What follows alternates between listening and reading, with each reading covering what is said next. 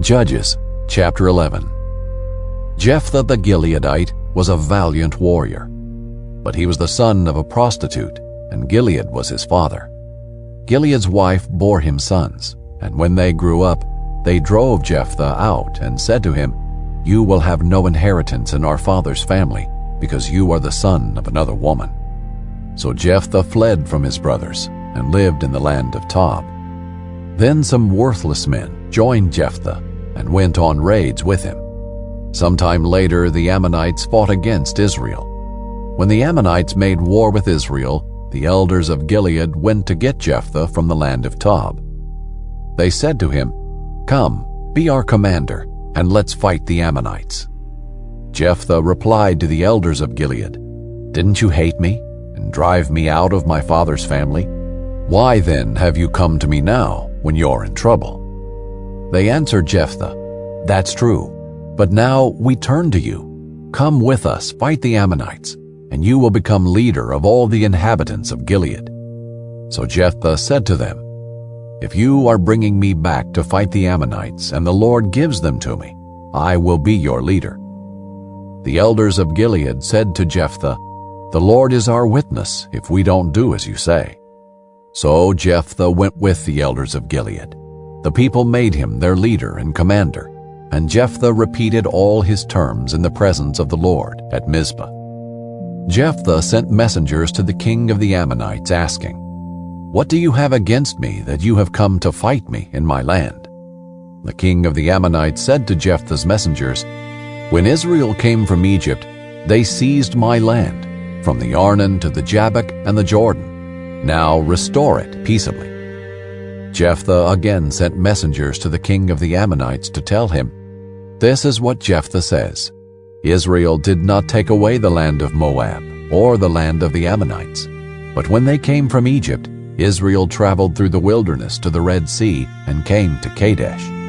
Israel sent messengers to the king of Edom, saying, 'Please let us travel through your land.' But the king of Edom would not listen. They also sent messengers to the king of Moab, but he refused. So Israel stayed in Kadesh. Then they traveled through the wilderness and around the lands of Edom and Moab. They came to the east side of the land of Moab and camped on the other side of the Arnon, but did not enter into the territory of Moab, for the Arnon was the boundary of Moab. Then Israel sent messengers to Sihon, king of the Amorites, king of Heshbon. Israel said to him, "Please let us travel through your land to our country." But Sihon would not trust Israel to pass through his territory. Instead, Sihon gathered all his troops, camped at Jahaz, and fought with Israel. Then the Lord God of Israel handed over Sihon and all his troops to Israel, and they defeated them. So Israel took possession of the entire land of the Amorites who lived in that country. They took possession of all the territory of the Amorites, from the Arnon to the Jabbok, and from the wilderness to the Jordan. The Lord God of Israel has now driven out the Amorites before his people Israel. And will you now force us out? Isn't it true that you can have whatever your god Chemosh conquers for you, and we can have whatever the Lord our God conquers for us? Now are you any better than Balak, son of Zippor, king of Moab? Did he ever contend with Israel or fight against them? While Israel lived 300 years in Heshbon and Aroer and their surrounding villages, and in all the cities that are on the banks of the Arnon, why didn't you take them back at that time? I have not sinned against you, but you are doing me wrong by fighting against me. Let the Lord, who is the judge, decide today between the Israelites and the Ammonites." But the king of the Ammonites would not listen to Jephthah's message that he sent him. The Spirit of the Lord came on Jephthah, who traveled through Gilead and Manasseh, and then through Mizpah of Gilead. He crossed over to the Ammonites from Mizpah of Gilead. Jephthah made this vow to the Lord, "If you in fact hand over the Ammonites to me, whoever comes out the doors of my house to greet me when I return safely from the Ammonites will belong to the Lord, and I will offer that person as a burnt offering."